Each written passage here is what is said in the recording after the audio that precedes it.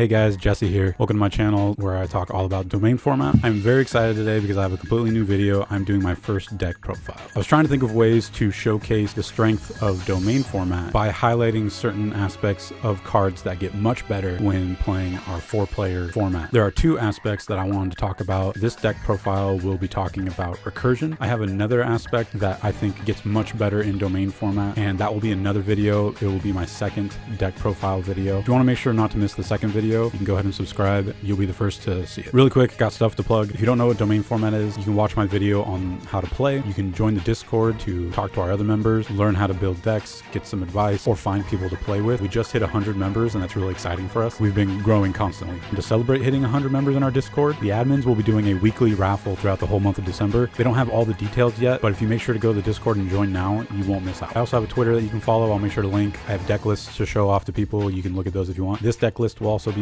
down in the description. For some reason, I've noticed personally that a lot of people don't put deck lists, which bothers me a little bit. So I will be the change I wish to see. But without further ado, I will start talking about this deck. So this deck actually started off when I first got into this format. I used to be a big fan of zombies, so the first thing I gravitated to was zombies. Typically, people, when they first hear about this, they'll think of zombies, plants, spellcasters, dragons, which is totally fine. Those are all really great decks, and you can play vastly different decks, even with the same deck master. But after playing a little bit with the typical zombie deck master, Unizombie, I played with him first, and after brainstorming some ideas and getting an idea for the format, Necroface started looking more and more attractive as the deck master. So what does he do? He says if he's normal summoned, you can shuffle all banished cards into the deck. He gains 100 attack for each card shuffled into the main deck by this effect. If he's banished, each player banishes the top 5 cards of their deck. So the cool thing about him is because he's the deck master, I can normal summon him from outside the game. He would shuffle back in all the banished cards. I can let him go to the graveyard. I could then banish him with another effect, activating this, and then after that resolves, I can put him back in the deck master zone, so that when I play him again, there will be an additional 20 cards in the banish zone to give him a 2k pump. Again, if you don't know all the rules to Deckmaster or to the domain format, that's okay. I have a video. You can also join the Discord to ask about it if you're not understanding what I'm mentioning about the Deckmaster zone and all that stuff. Now, I purposely filled this deck to the brim with archetypes and cards that banish themselves, because typically in a domain game, when things get banished, not very many archetypes have ways to bring those back to either the graveyard or the main deck to reuse. So banishing things in Deckmaster is quite good,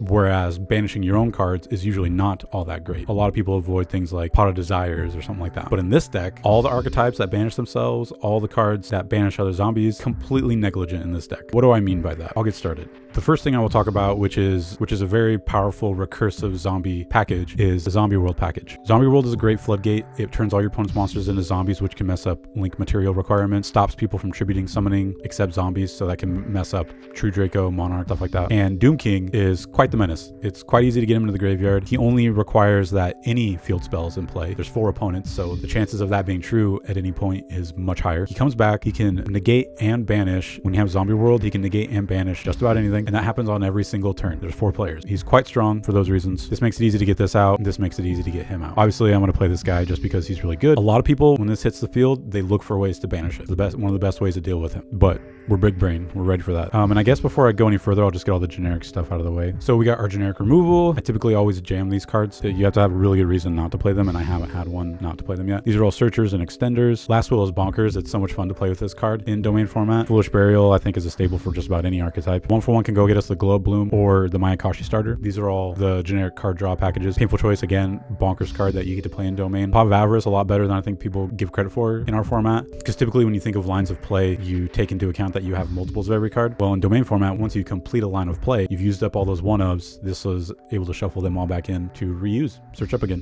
These are some of the generic zombie support. Honestly, MVP, Algo Mazera is quite good. He's kind of a hand/graveyard trap. He can activate from hand or graveyard whenever any amount of zombies you control would be destroyed. He banishes himself from the hand or graveyard, and then if he's banished, you can summon him to the field to be used as material or whatever. And then once he's back in the graveyard, he's there to protect your stuff again. Very good in a format where everybody's playing Dark Hole Reiki and all that whatnot. Vampire Sucker's much better in this format too, because of Balerdroch. Get to draw a card if you have a way of getting him off the field, or what most likely will happen is people deal with him. He comes back, draw more cards. So these cards are kind of the beginning of the recursive package. All of these cards have effects, and then they can be banished from the graveyard to return banished zombies back to the deck. They reset themselves themselves, but then banish them after that set. These end up getting banished. They return cards that were banished to be used again, which will most likely banish themselves again. And then you have some more cards sitting in banish to be brought back with Necroface. Cards aren't too powerful on their own, but when you consider that I'm recurring everything so much, they get much better. These are some of the main cards that I think get much better when playing Necroface rather than Unizombie. Unizombie is obviously really, really good. He's a starter every turn, which having that consistency in a 60 card singleton deck, really nice. Again, I'm going with this guy for reasons, and these are some of the reasons why. Mizuki banishes itself. Chang-Chi, when she gets banished, can banish another zombie to special herself from banish. She Foolish Burials a zombie. Gozuki Foolish Burials a zombie. When he goes to graveyard, he banishes another zombie so that you can special a zombie from your hand. Jackabolan gets much better in a 4-player game because you can activate him each turn, and every zombie he brings back will get banished when it leaves the field, which is kind of the main downside. But because of this deck, playing Necroface, it again becomes negligent. You can activate it every turn, bringing back all kinds of zombies. And the main reasons I'm really excited to play Necroface are the banishing pots. Banish the cards, draw, play Necroface, put them all back. There's no downside when playing Necroface as the deck master. All right, all of Master Duel's favorite archetype, Eldlich. He's very easy to find. If I open him, he's able to summon himself by discarding from hand and then playing from graveyard. The really cool thing about this archetype in this deck is that, so when I was playing this as Unizombie, with Unizombie as the deck master, I really liked this package because it all self-tutors. You just got to get something in the graveyard. So typically what I would do is start off with one of the Eldlichs, which would find this and they would banish themselves. This would find this would find that, so on and so forth until, you're down to your last one. These are all banished, and then that's it. With Necroface, again, you just shuffle them all back in and you get to start that string all over again. So you're not going to run out of golden lands or Eldlichs. You're going to be able to keep pumping them out. And because you can activate one on somebody's turn, and then at the end of the second player's turn, go find another one. And then at the end of, you just keep going back and forth. It affords you a lot of plays throughout all the turn cycles. Now, if you're unfamiliar with the Shiranui, they are a zombie archetype. All of them have 0 defense. They're all fire, and their extra deck monsters are typically synchro. They have 1 link. The cool thing about its main tuner is that it can banish itself from the graveyard with other zombies to basically synchro summon into any zombie type synchro monster. Now, this facilitates the rest of the archetypes mechanics in that they usually do something when they're banished. All of the synchro monsters banish stuff for extra effects. So you're going to be searching all these out, using these as material for these. These are going to be banishing these. The spell and traps also banish zombies with 0 defense. So you're just going to be banishing a lot of stuff. The big boss monster can shuffle in all the synchros so that you can start all over again with your extra copies in a typical deck. But since we can't do that, Zombie Master comes in, does a lot of work here. He will bring back everything I use so that I can start all over again. It's great. The last archetype in this deck are the Mayakashi, which are arguably better versions of Shiranui. If you're unfamiliar with the Mayakashi gimmick, it is that the main tuner, whenever an extra deck Mayakashi is special summoned from the extra deck, she brings herself back from the graveyard, and this is not once per turn. So you can start with the level 1 that searches her, link into 3, she comes back, link into 5, she comes back, link into 6 or 7, all the way up the chain to the link 4. Gashadakuro will activate when a link Mayakashi monster leaves the field because of battle or card effect. You can banish a zombie, return him, and then if he leaves because of battle or card effect, Yugioh will activate and you can banish a zombie to special him. All these have effects when special summoned from the graveyard this way.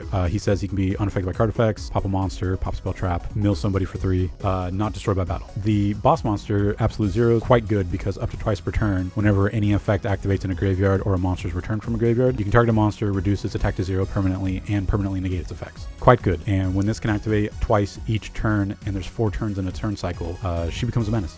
She also says negate any activated effects of your opponent's banished monsters, which doesn't come into play as much, but can be quite annoying. And again, after they've done their thing, once you've linked all the way up to her, she leaves, he comes back, banishing something, he comes back, banishing something, he comes back, banishing something. You can then shuffle everything back with the Necroface back into the deck to be started again. Oh, and the best way to pop off with this strategy is card to safe return. So when you get out Graceful or Daki, synchro summon, she comes back, draw. Synchro summon him, she comes back, draw. You end up drawing 7 cards off of this. It's absolutely bonkers. I've pulled this off in a game. Feels great.